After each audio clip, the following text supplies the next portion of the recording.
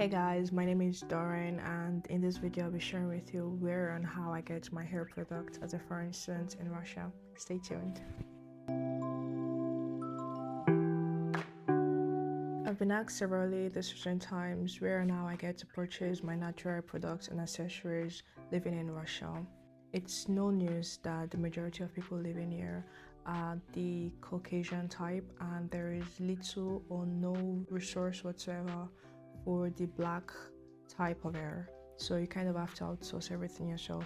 I'm in my fourth year of school and I've been able to survive using the things that I have to give me almost the same results that I need.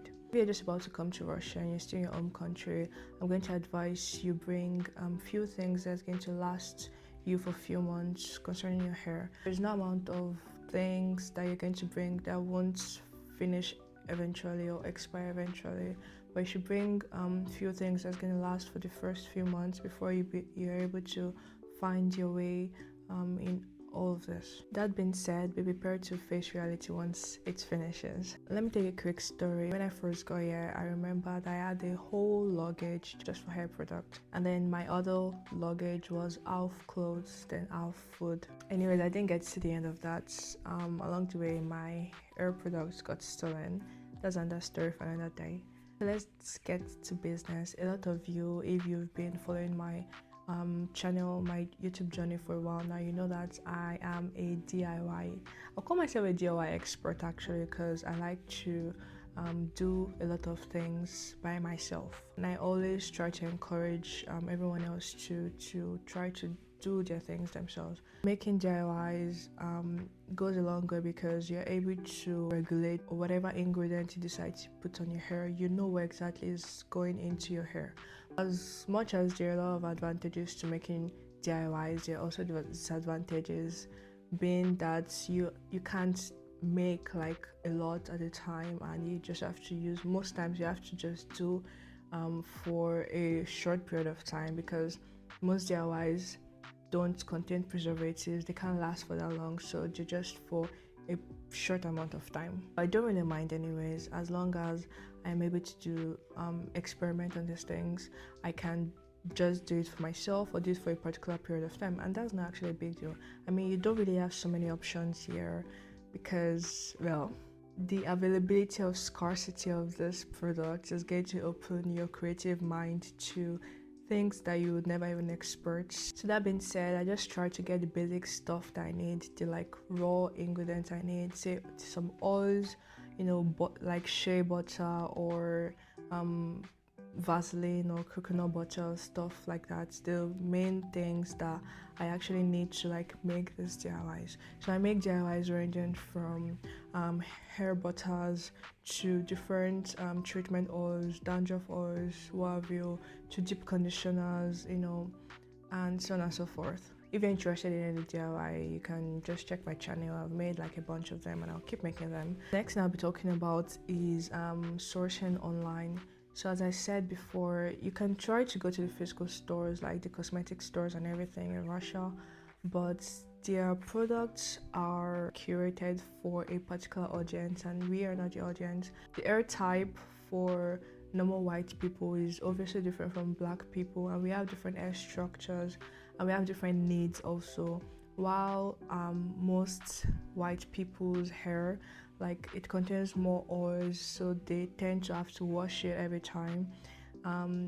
Black people's hair is like more prone to dryness because you need to like keep moisturizing and everything. So there are a lot of factors, and you have to put this into consideration before you start using the normal brands you'd actually see here, because they're not for you. There are actually some things that could work. I'm going to be adding some suggestions in the description below, so you do have to check it, for leave-in conditioner, some other stuff like shampoos and the rest too. In ordering online, I use apps such as AliExpress for international brands and everything, because AliExpress is kind of like the only international brand that still works like pretty well in Russia, and is still efficient because of the sanctions and everything. So most international apps, what have you, they're sanctioned, so they're not available at the moment. But for AliExpress, I get my pure coconut oil,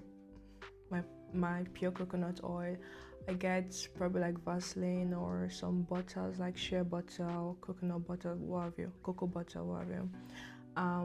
Can also get mainly like hair accessories, right? Your bands, your clips, your beads, and so on and so forth. You can easily get those from AliExpress. Then the local stores such as Ozone, Wildberries, Yandex, and everything. Those ones you can easily get whatever you need. Like the leave-in conditioner, for example, you can get some medicated shampoos if you're dealing with, say, dandruff, for example.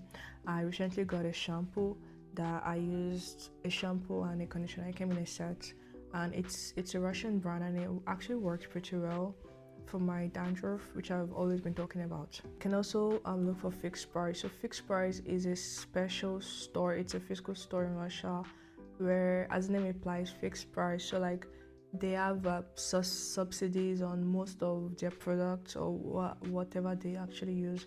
There you can easily get some things like spray bottles, like containers for your hair stuff, your brush, or what have you.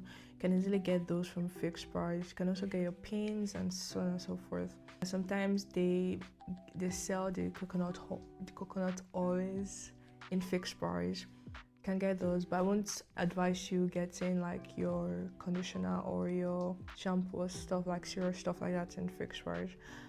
Except it's just like to loosen your hair, then you can just use any conditioner. But like if you're actually being serious with your hair, you shouldn't get stuff from FixPrice. Like get like cosmetics from FixPrice. I'm going to conclude with this. Whatever you decide to do, if you actually find like Russian cosmetic brands that actually work for your hair, you can go for it, but also be very, very sure to read the content of the products at the back. They always write it there. You can also translate it in English. You can search for it, just try to avoid anything that has to deal with like a lot of sulfate or silicone or stuff like that. Those are very bad for your hair. And don't try out too many products at the same time. Just try to add in one at a time, so you'll be able to know what is actually affecting your hair in this particular situation or what have you. So if you come to the end of this video, if this was helpful, you can leave a like or you can just click the subscribe button. I post a range of different variety of topics on this channel, so you can do well to stick around and find out more. Thanks for coming to the end of this video, and I'll see you next time. Bye bye.